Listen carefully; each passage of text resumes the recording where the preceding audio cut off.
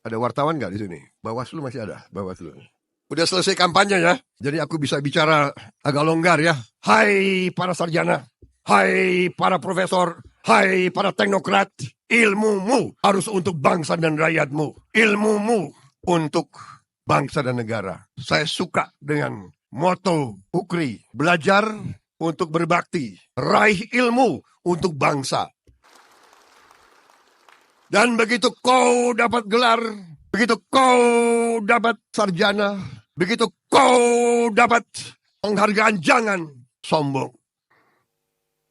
Cintai mereka. Tukang becak, ada yang umur 70 tahun masih narik becak. Itu tugas kita. Itu tugas kita, tidak boleh ada lagi di atas umur 60 narik becak.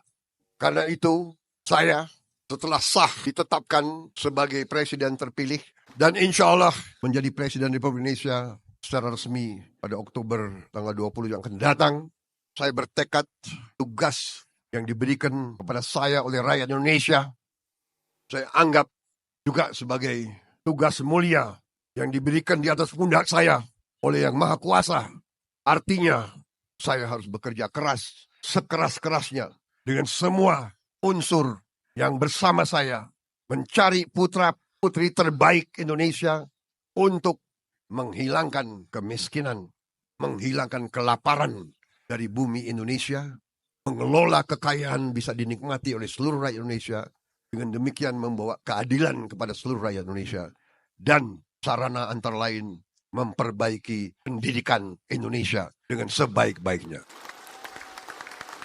Kita sebentar lagi kembali swasembada pangan. Kita tidak akan import makanan. Dalam 2-3 tahun lagi kita bahkan menjadi lumbung pangan dunia. Saudara-saudara, masa depan kita sangat gemilang. Semua indikator dari semua badan dunia mengatakan dengan Indonesia seperti sekarang, dalam 25 tahun lagi Indonesia bisa menjadi negara ke-5 atau ke-4 terkaya di dunia.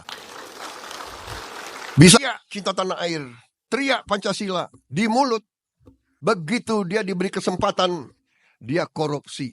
Saya titip anak-anak muda ini, cinta tanah air artinya cinta rakyat Indonesia. Rakyat Indonesia masih banyak yang susah. Rakyat Indonesia masih banyak anak-anak kita yang tidak makan pagi. Anda yang muda-muda ini harapan mereka.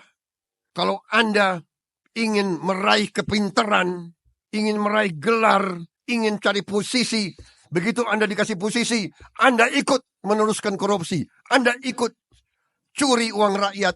Anda ikut markup. Anda ikut manipulasi.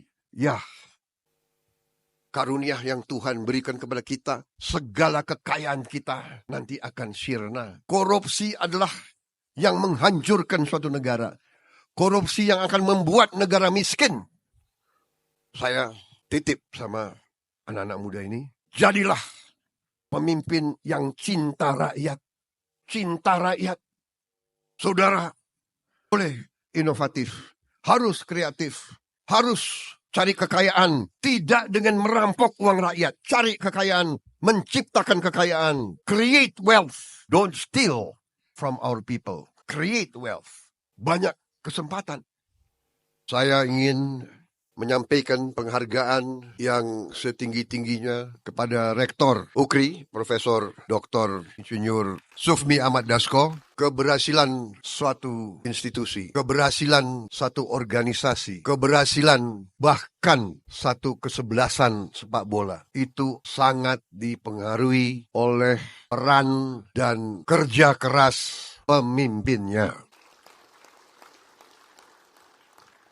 Di dalam tentara ada suatu pepatah, tidak ada prajurit yang jelek, yang ada hanya komandan-komandan yang jelek. There are no bad soldiers. There are only bad commanders. Tidak ada prajurit yang jelek.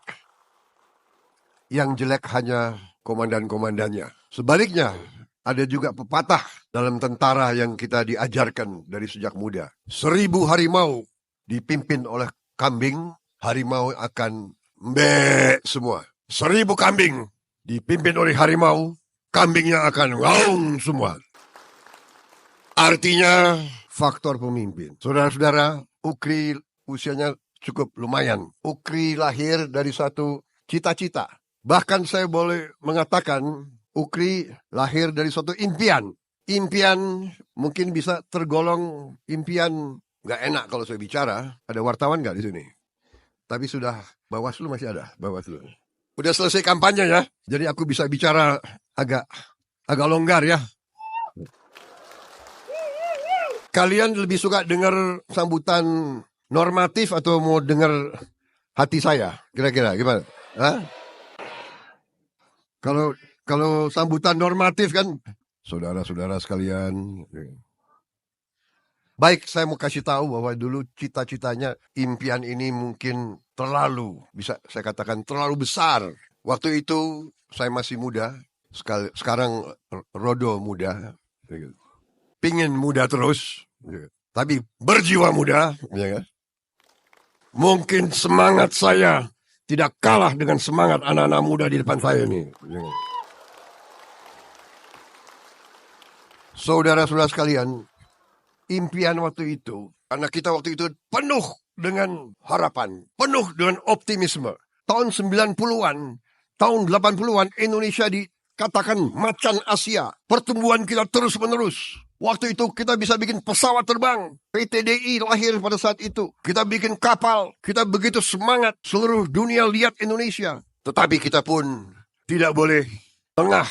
Ternyata kehidupan di dunia ini sungguh keras. Persaingan keras. Persaingan antara bangsa. Persaingan antara manusia keras.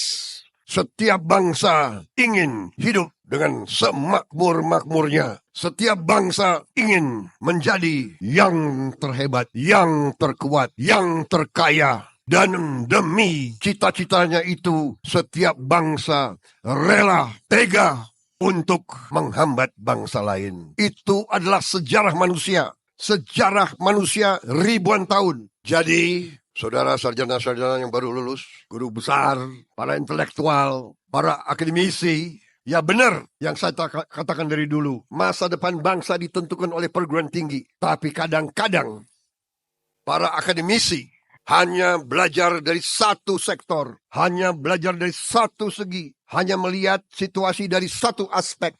Dan kadang-kadang justru seorang yang tinggi pendidikannya, tetapi tidak luas pemahamannya. Dia menguasai ilmunya, bidangnya, tapi dia tidak bisa melihat realita.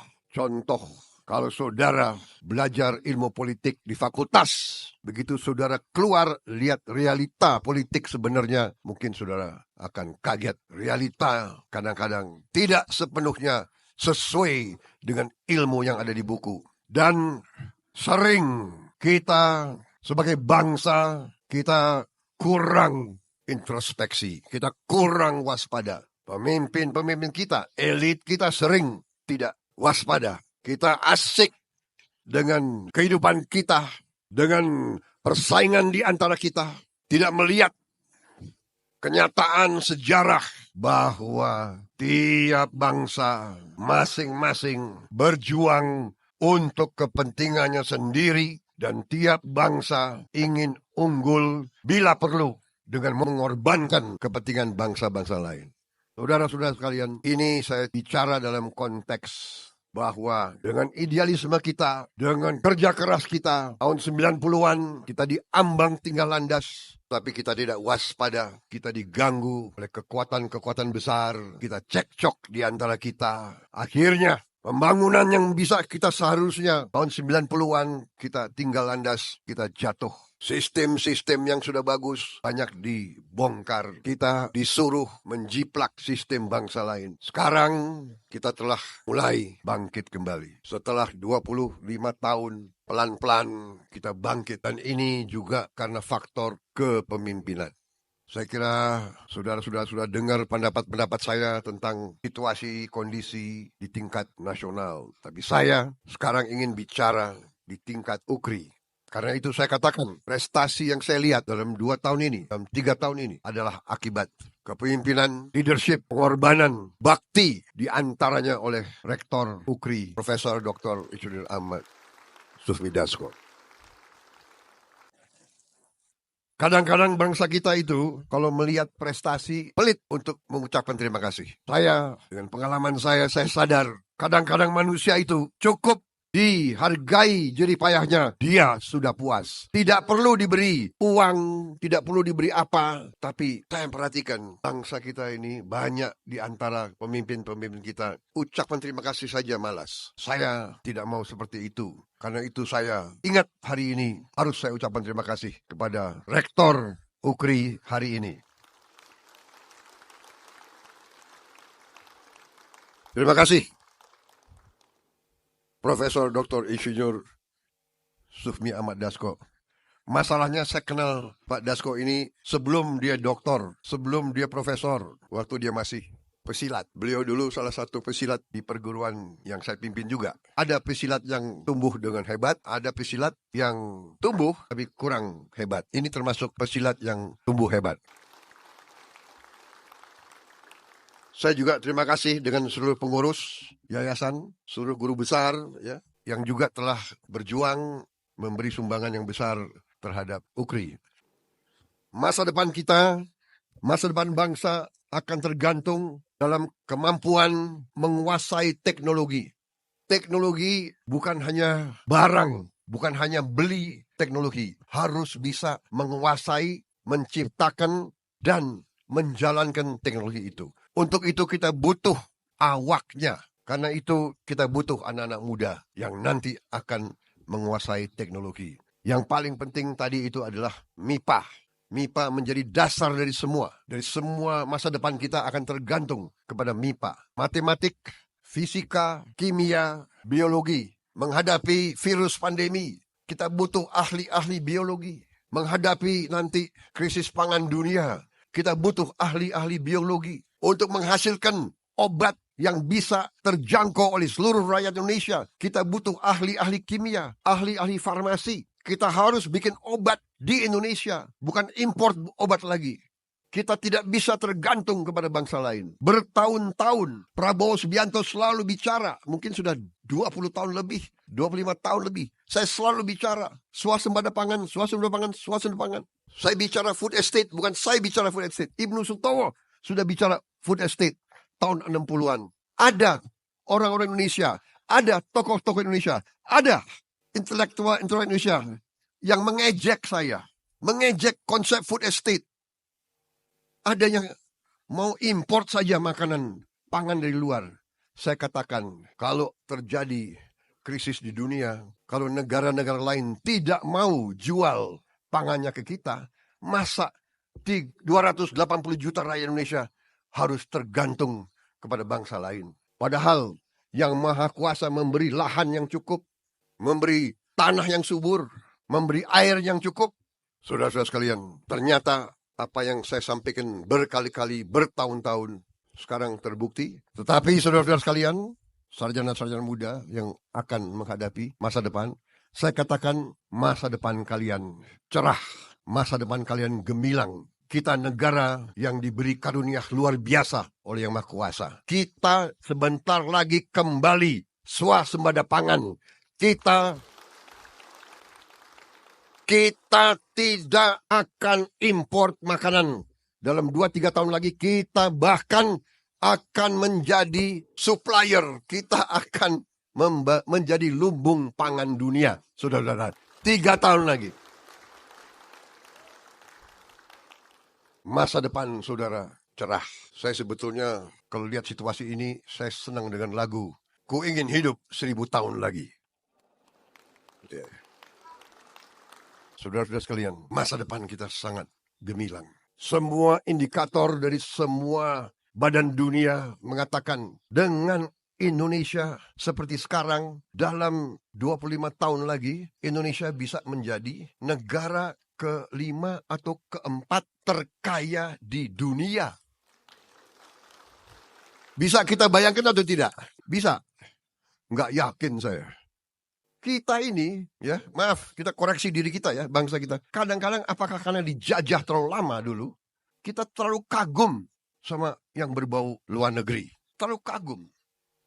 Kita punya ayam goreng enak, maunya ke Kentucky Fried Chicken. Tapi harus diakui, Kentucky Fried Chicken enak gitu loh. Tapi ya jangan selalu Kentucky Fried Chicken. Ya kan, saudara-saudara sekalian, koreksi. Kita kadang-kadang kurang percaya diri. Termasuk para sarjana, termasuk para guru besar kita. Kadang-kadang apa yang dikatakan oleh negara-negara tertentu, kita iya aja terus. Padahal saya katakan, pelajaran sejarah mengajarkan tiap bangsa hanya akan mengutamakan kepentingannya sendiri. Dan kadang-kadang mereka tega menghancurkan negara lain. Ini kita lihat hari ini di hadapan mata kita sendiri. Ada bangsa-bangsa tertentu selalu ngajarin kita ham demokrasi. Tetapi di Gaza ribuan anak, ribuan ibu-ibu dibantai, dibunuh, dibom. Mereka diem. Mereka bilang itu bukan pelanggaran HAM. Dalam kesempatan ini saya katakan ya tadi cita-citanya besar, tapi kadang-kadang pengorbanan besar, halangan besar, hambatan besar. Kunci yang ingin saya sampaikan kepada anak-anak muda. Tadi Dr. Samsuri luar biasa memberi wejangan bagaimana untuk berhasil. Saya juga ingin tambahkan, kita butuh anak-anak muda yang tangguh. Kita butuh anak-anak muda yang cerdas. Kita butuh anak-anak muda yang pintar. Kita butuh anak-anak muda sebagai calon-calon pemimpin. Dalam waktu dekat, saudara bisa saja nanti menjadi pemimpin. Mulainya pemimpin di tingkat pedesaan. Habis itu meningkat terus. Rakyat kita butuh pemimpin-pemimpin yang pintar, cerdas, tangguh.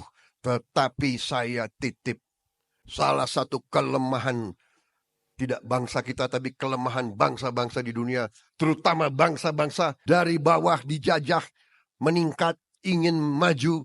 Kelemahan kita adalah satu di antara pemimpin-pemimpinnya, adalah masalah cinta tanah air. Cinta tanah air bagi sebagian besar saya kira dari rakyat kita adalah cinta tanah air di mulut. Teriak cinta tanah air, teriak Pancasila di mulut.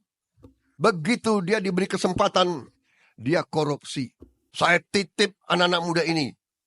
Cinta tanah air artinya cinta rakyat Indonesia. Rakyat Indonesia masih banyak yang susah. Rakyat Indonesia masih banyak anak-anak kita yang tidak makan pagi. Anda yang muda-muda ini harapan mereka. Kalau Anda ingin meraih kepintaran, ingin meraih gelar, ingin cari posisi, begitu Anda dikasih posisi, Anda ikut meneruskan korupsi, Anda ikut curi uang rakyat, Anda ikut markup, Anda ikut manipulasi. Ya, karunia yang Tuhan berikan kepada kita, segala kekayaan kita nanti akan sirna. Korupsi adalah yang menghancurkan suatu negara. Korupsi yang akan membuat negara miskin. Saya titip sama anak-anak muda ini, jadilah pemimpin yang cinta rakyat. Cinta rakyat. Saudara boleh inovatif, harus kreatif, harus cari kekayaan, tidak dengan merampok uang rakyat. Cari kekayaan, menciptakan kekayaan. Create wealth. Don't steal from our people. Create wealth. Banyak kesempatan. Begitu luar biasa kekayaan diberikan Tuhan kepada kita. Saya bicara dengan beberapa pengusaha beberapa hari yang lalu. Kelapa, kita adalah produsen kelapa terbesar di dunia. Produsen kelapa terbesar di dunia. Di sebuah negara tetangga kita ada 2.000 pabrik pengolahan kelapa. 2.000. Di mana bahan bakunya, kelapanya? Dari Indonesia.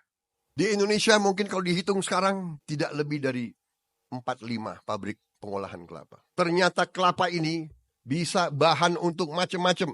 Bahan untuk bikin roti, bahan untuk bikin macam-macam. Bahan untuk obat, suplemen.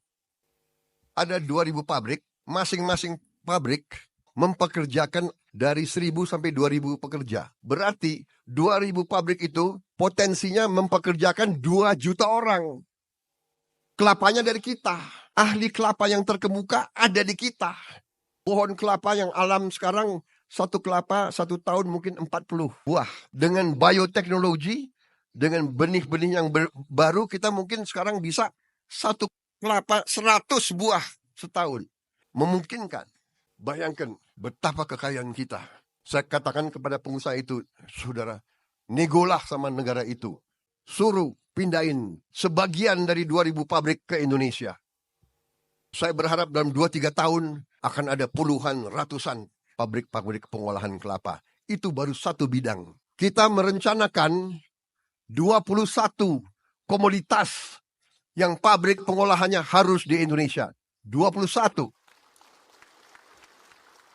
Para sarjana yang hari ini di wisuda, saya kalau tidak salah, saya beri hadiah buku saya. Sudah terima, saudara. Harus dibaca itu ya. Jangan dipajang aja. Rumput laut sekarang bisa mengganti pupuk kita. Nanti rumput laut juga bisa menjadi solar. Kita juga sekarang sudah punya teknologi untuk solar kita dari kelapa sawit. Sekarang kita sudah menghasilkan B35. Tapi sudah uji coba B100. Kita sudah bisa bikin B100. Artinya solar biodiesel dari kelapa sawit 100%. Kita tidak akan impor lagi solar dari luar negeri. Karena kita punya produksi kelapa sawit sekarang 48 juta ton. Mungkin 2 tahun lagi akan menjadi 70 juta ton. Saudara-saudara sekalian. Apa artinya? Artinya nanti BBM kita akan ramah lingkungan. Tidak ada polusi. Dan terbarukan. Bukan kita ambil minyak dari tanah habis. Gas dari tanah habis. Tidak. Selama ada matahari dan selama ada hujan, pengairan, tiap tahun kita bisa panen solar. Banyak negara iri sama Indonesia. Kita nanti green energy dan kita akan swasembada energi, saudara-saudara sekalian. Bensin dari mana? Dari etanol. Etanol dari mana? Dari tebu, dari singkong. Saudara-saudara sekalian.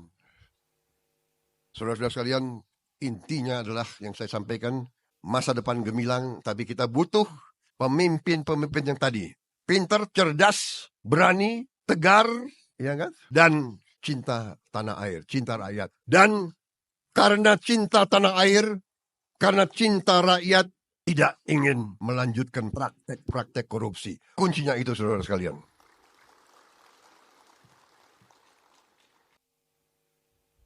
Pintar, cerdas, berani, tegar, cinta tanah air, cinta rakyat. Jangan sekali-sekali mencuri dari negara, bangsa, dan rakyat Indonesia.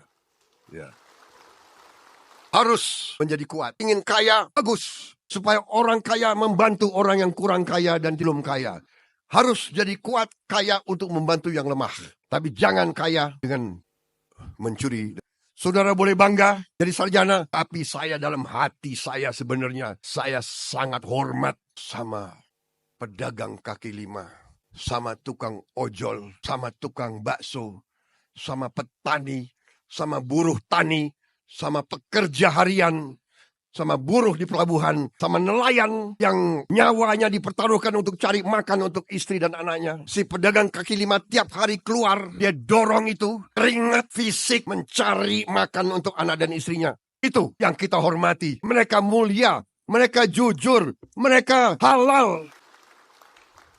Saya ingatkan ini, hai para sarjana, hai para profesor, hai para teknokrat, ilmumu harus untuk bangsa dan rakyatmu. Ilmumu untuk bangsa dan negara. Saya suka dengan moto UKRI, belajar untuk berbakti, raih ilmu untuk bangsa.